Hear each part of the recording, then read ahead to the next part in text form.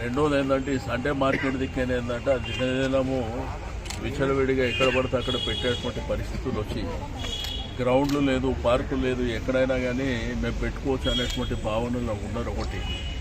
రెండోది ఈ పార్కు ఇక్కడ ఉన్నటువంటి గ్రౌండ్ ఏంటంటే అన్సోషల్ ఎలిమెంట్స్కి అడ్డగా మారింది. దీని ఏంటంటే దీని రూపురేఖలు మార్చి దీని బ్రహ్మాండమైనటువంటి ఒక గ్రౌండ్తో పాటు పార్కు కూడా బ్రహ్మాండంగా చేసి మరి కాలనీ వాళ్ళకు హ్యాండ్ ఓవర్ చేయాలనేటువంటి ఉద్దేశం. వాళ్ళు కూడా బాగా సఫర్ అవుతుంది. వాళ్ళు ఎవరిని ఏమనలేకపోతున్నారు. ఇప్పుడు ఎవరిననేమనంటే ఘర్షణ వాతావరణం ఏర్పడుతుంది. కాబట్టి ఇదంతా బ్రహ్మాండంగా తయారు చేసిన తర్వాత వాళ్ళకి హ్యాండ్ ఓవర్ చేస్తాం. ఆ తర్వాత వాళ్ళు మెయింటైన్ చేసుకుంటూ ఉంటారు. కాబట్టి గతంలో మన ప్రభుత్వంలో జరిగినటువంటి చాలా కార్యక్రమాలు, చాలా శాంక్షన్స్ ఇవన్నీ ఏంటంటే బాగా డిలే జరుగుతుంది.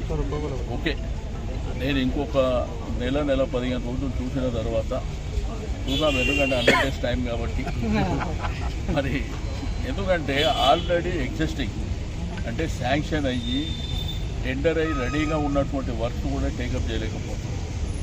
మీకు ఇక్కడ కైలాష్ నగర్ మల్టీపర్పస్ కావచ్చు, ఈఎస్ఐలా మనకు శ్మశాన వాటిగా చాలా బ్రహ్మాండంగా అద్భుతంగా చేయాలని ప్లాన్ చేసి దాని శాంక్షన్స్ అవన్నీ చేసి ఒకళ్ళని అడిగితే ఇంకోళ్ళని అడిగితే ఇంకొకళ్ళు ఇట్లా దాని కాలయాపన చేస్తుంది.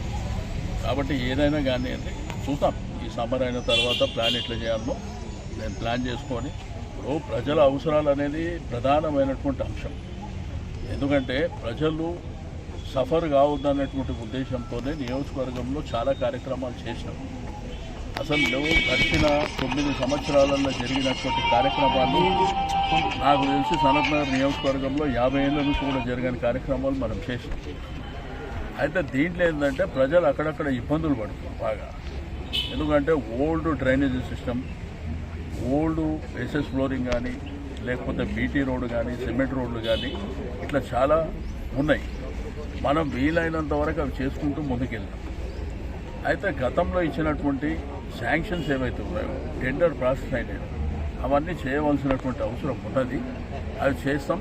దాంతోపాటు కొత్తగా ఇబ్బంది పడుతున్నటువంటి ప్రతి దగ్గర కూడా విజిట్ చేయడం జరుగుతుంది. డెఫినెట్గా ఇంకొక నెల రోజులు ఆగుతాం. ఆ తర్వాత ఒత్తిడి చాలా విపరీతమైనటువంటి ఒత్తిడి పెంచుతాం. ఎందుకంటే ప్రజాక్షేత్రంలో కూడా ప్రజల్ని సమస్యను దూరం చేయడం అనేది ప్రధానమైన కర్తవ్యం. అంతేగాని దాన్ని వదిలిపెట్టి చేసుకుంటూ పోవాలంటే కూడా కుదరనటువంటి అంశాలు. ఎందుకంటే ఇంత పెద్ద గ్రేటర్ హైదరాబాద్ సిటీలో ఏదో కొన్ని ప్రాంతాలు డెవలప్ అయినంత మాత్రాన అన్నీ కావు. ప్రజలు ఇక్కడ నివాసం ఉంటున్నది నీకు ఎప్పుడు నిజాం కాలం నుంచి నివాసం ఉంటున్న వాళ్ళు ఉన్నారు. ఇది వదిలిపెట్టి కొత్తగా ఉన్న ప్రాంతాలు ఏదో చేసుకుంటూ పోతామంటే కూడా కుదరదు. కాబట్టి డెఫినెట్గా ఒత్తిడి పెంచింది.